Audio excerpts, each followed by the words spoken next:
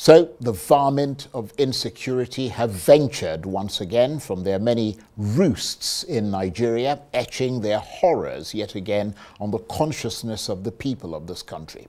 Over the weekend, dramatic security developments across the violence-prone wilderness that Nigeria is fast becoming, a country where attacks by armed gangs known as bandits are now almost routine.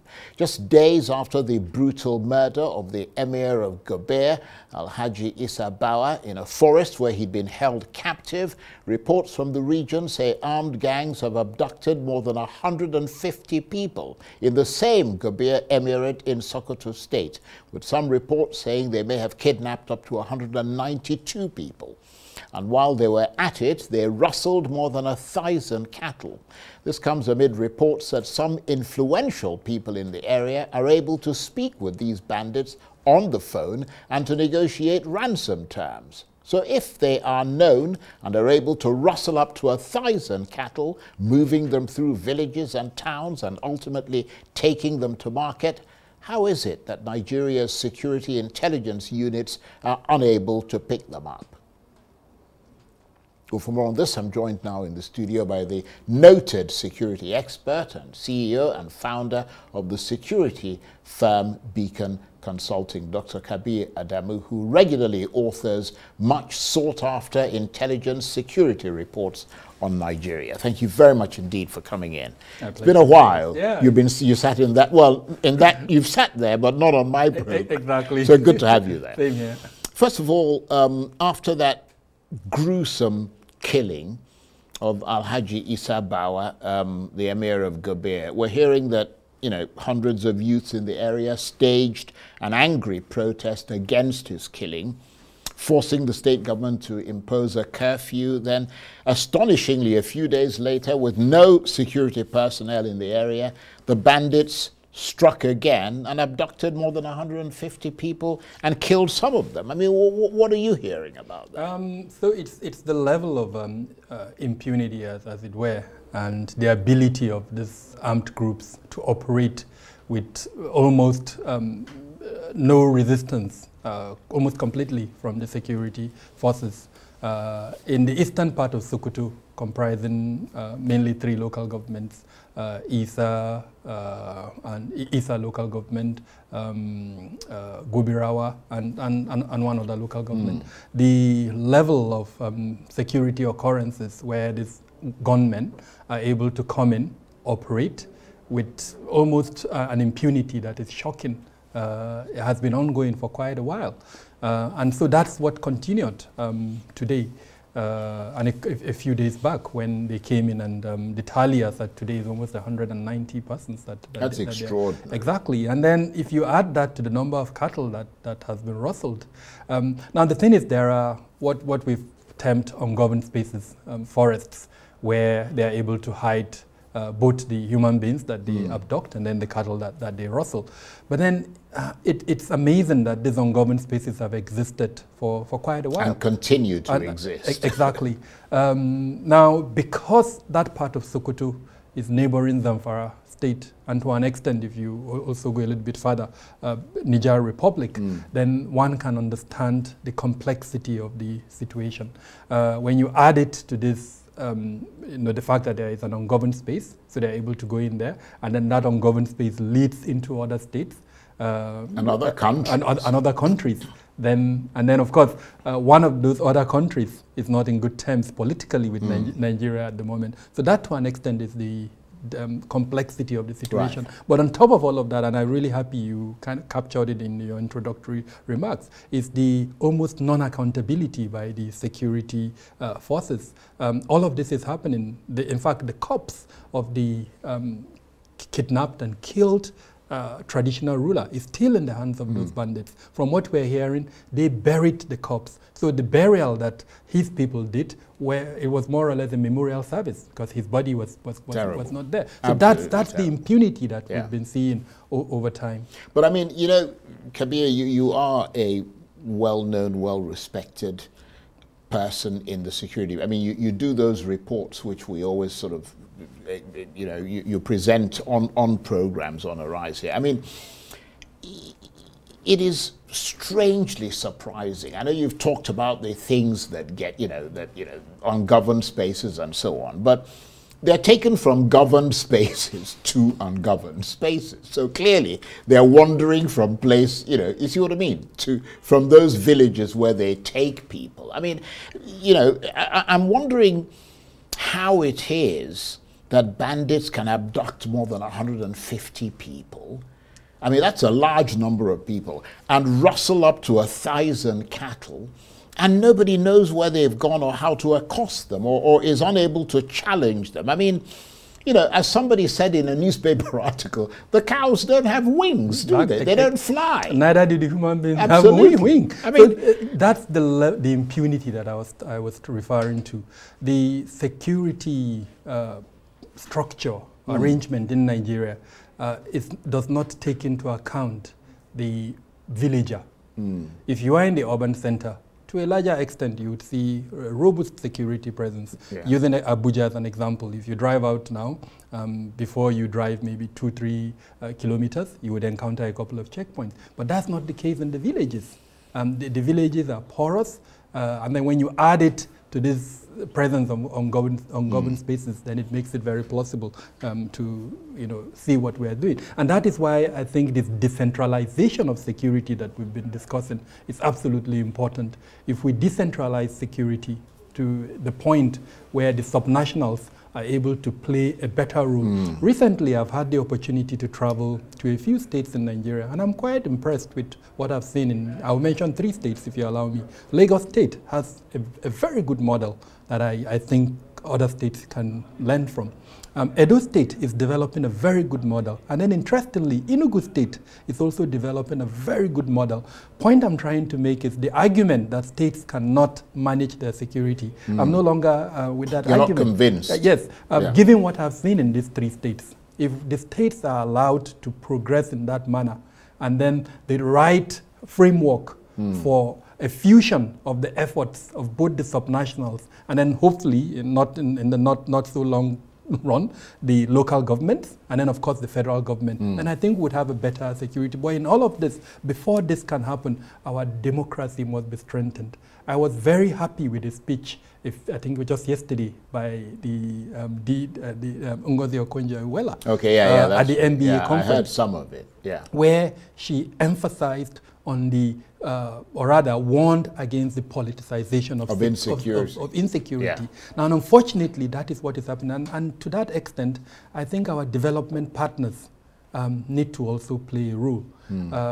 The security sector governance, security sector reform, what we need, the kind of support that would help especially our legislature to understand their role and ensuring accountability, so that the type of security we have in Nigeria is a security that recognizes our rights as Nigerians and then promotes that right. I mean, there's a lot I can say under this. We have a security strategy that promised a revision from a state-centric approach to security to a human-centered approach. But frankly, that has not been implemented. We're still implementing a state-centric approach to security. We need to move from that to a human-centered approach to security, so that my grandmom in the village, who is at the moment afraid, would no longer be afraid because she feels she's being protected. That's a very important point that you raised there.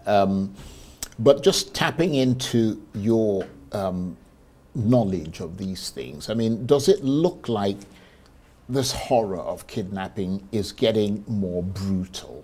I mean, we saw the rescue of those medical students by the Nigerian police in Benue State, which was a significant achievement for the police. But then we saw at the same time, what we're talking about here, this abduction in Sokoto State in the northwest. Charles, I have a very different view of, it's an achievement, but then why wait for something to happen and then go so they're reactive and attempt to correct it? That's a good point. In the first place, why don't we put in place measures that would improve public security?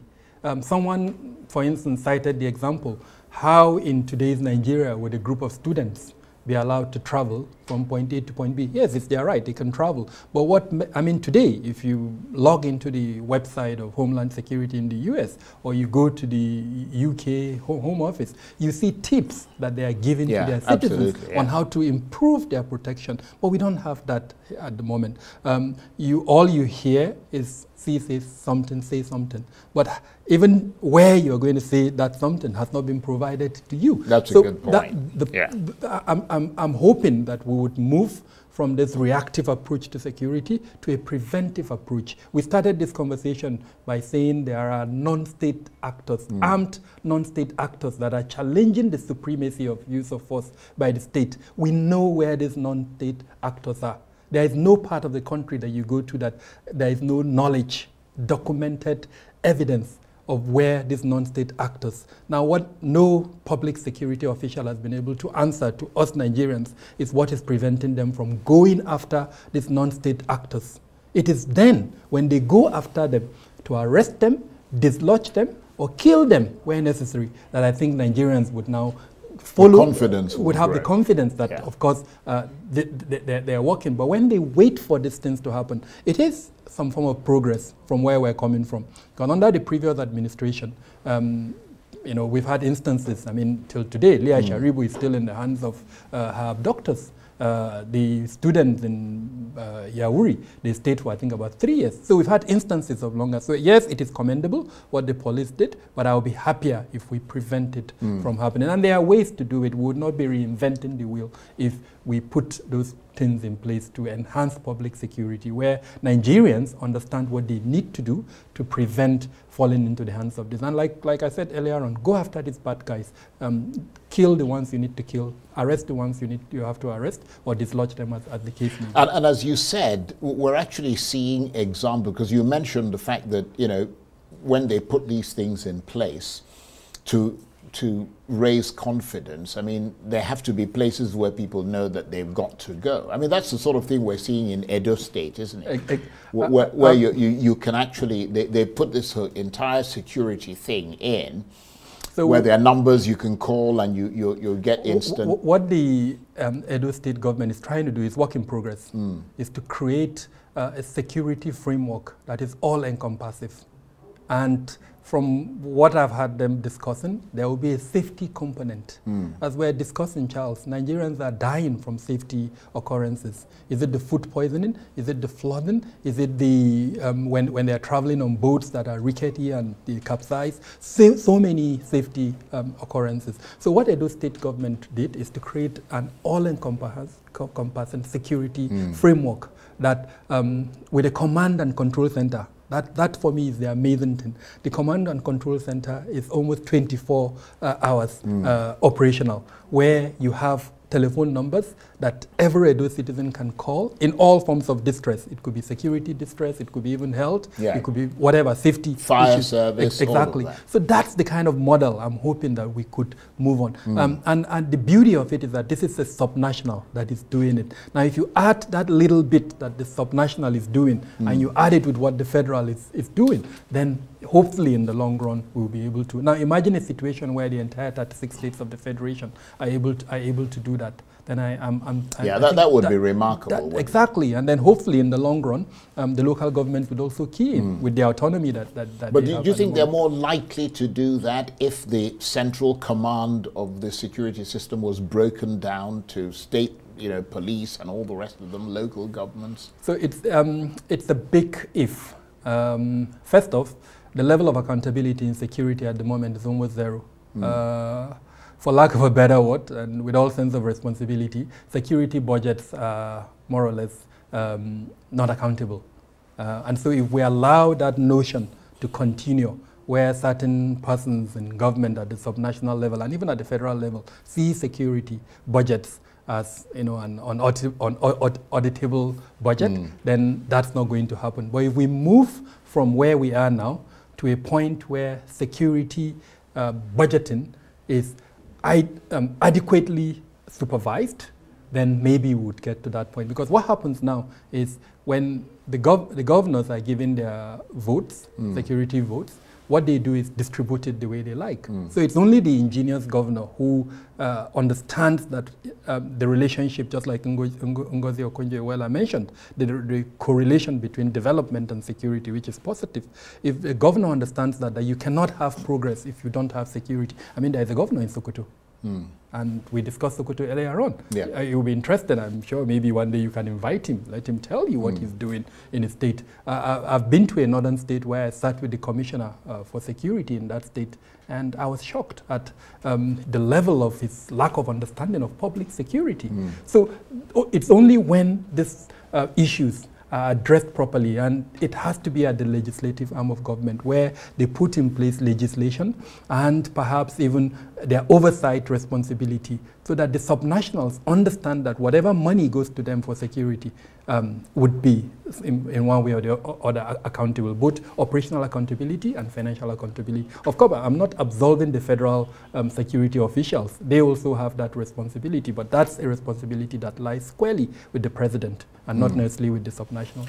And of course, as you correctly pointed out there, insecurity is tied to development, which is tied to the economy, because it is, I mean, for example, it's affecting farmers who can't go to the farms. It is also affecting the amount of oil that is being pumped out in the Niger Delta and so on. I mean, I was discussing earlier the economic figures that came out, and of that GDP growth that we saw, agriculture fell. So clearly something is going wrong there. Farmers can't access their farm, Charles. They have to pay levies to these non-state armed groups. They pay levies to tilt the farm. They pay levies to harvest their crops. And in certain instances, even when they pay, they're still attacked. So it's just ridiculous. It really is. Now, your security firm, Beacon Consulting, is, of course, one of the few in this country that comes up with reliable security statistics. We believe, for example, that thousands of people are abducted each year, and that it is increasing significantly due to the severe economic crisis in Nigeria, which is pushing more people towards crime. What sort of hard figures have you got to support that widely held belief?